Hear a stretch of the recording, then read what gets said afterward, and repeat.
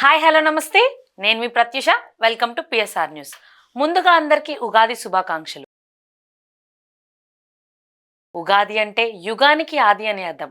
అందుకే ఈ పండుగకు యుగం ప్లస్ ఆది యుగాది లేదా ఉగాది అని పేరు వచ్చింది.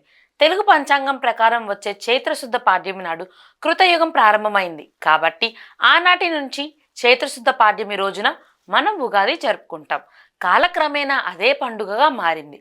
ఇక ఒక్కో ఏడాది వచ్చే ఉగాదిని ఒక్కో పేరుతో పిలుస్తారు. ఉగాది వెనుక ఉన్న పురాణ కథ ఇప్పుడు మనం తెలుసుకుందాం. శ్రీ మహావిష్ణు వేదాలను అపహరించిన సోముకుని వధించి ఆ వేదాలను బ్రహ్మదేవునికి అప్పగించిన శుభ తరుణాన్ని పురస్కరించుకునే విష్ణు ప్రీత్యర్థం ఉగాది పండుగగా జరుపుకోవడం ఆనువాయితీగా వచ్చిందని పురాణ ప్రతీతి. సృష్టికి ఆది ఉగాది. అలాగే చైత్రశుక్ల పాడ్యమి నాడు ఈ విశాల విశ్వాన్ని బ్రహ్మదేవుడు సృష్టించాడు. కాబట్టి బ్రహ్మ సృష్టి ఆరంభించిన రోజుకు సంకేతంగా ఉగాదిని జరుపుకుంటామని కూడా పెద్దలు చెప్తున్నారు. ఉగాది ప్రకృతి పండుగ. వసంత ఋతు ప్రారంభంలో వచ్చే ఈ ఉగాది పండుగను ప్రధానంగా ప్రకృతి పండుగగా తెలుగు ప్రజలు భావిస్తారు. ఎందుకంటే శిశిర ఋతువులో ఆకులు రాలిపోయి చెట్లన్నీ మోడుగా మారతాయి. వసంతం రాగానే కొత్త చిగుళ్లతో తొడిగి ప్రపంచమంతా పచ్చగా మారినట్లుగా అవుతాయి. అందుకని ప్రకృతి పరవశించే సమయంలో జరుపుకునే పండుగే ఈ ఉగాది. ఉగాది పండుగ శోభ గురించి ఇప్పుడు తెలుసుకుందాం. ఉగాది పండుగ రోజు వేకువనే నిద్రలేచి అభ్యంగన స్నానం చేసి నూతన వస్త్రాలు ధరించాలి. మామిడి తోరణాలు పూలమాలలతో ఇంటి గుమ్మాలను అలంకరించాలి. ఉగాది పండుగలో ప్రధానమైనది ఉగాది పచ్చడి. తీపి, కారం, చేదు, పులుపు, వగరు, ఉప్పు వంటి షడ్రుచుల సమ్మేళనమే ఈ ఉగాది పచ్చడి. ఇందులో తీపి కోసం బెల్లం, వగరు కోసం అప్పుడే వస్తున్న లేత మామిడి పిందెలు, పులుపు కోసం చింతపండు, రుచి కోసం ఉప్పు, చేదు కోసం లేత వేప పువ్వులు, కారం కోసం పచ్చిమిర్చి వేసి ఈ ఉగాది పచ్చడిని తయారు చేస్తారు. ఇలా పచ్చడి చేసుకోవడం వెనుక గల అంతరార్థం ఏమిటంటే ఈ సంవత్సరమంతా మన జీవితంలో ఎదురయ్యే కష్టసుఖాలను సమానంగా స్వీకరించగల స్థిత ప్రజ్ఞతను సాధించడమే.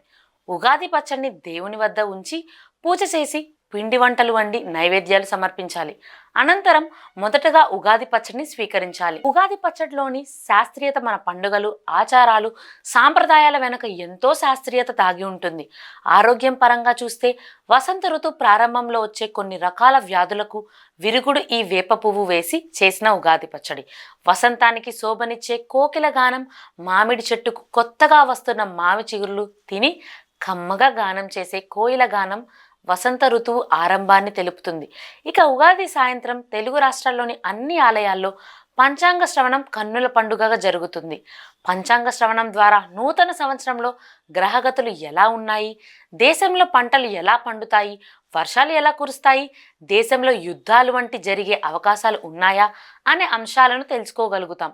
అలాగే మన వ్యక్తిగత గోచార ఫలితాలు, గ్రహగతులు వంటి విషయాలను కూడా తెలుసుకుంటాం.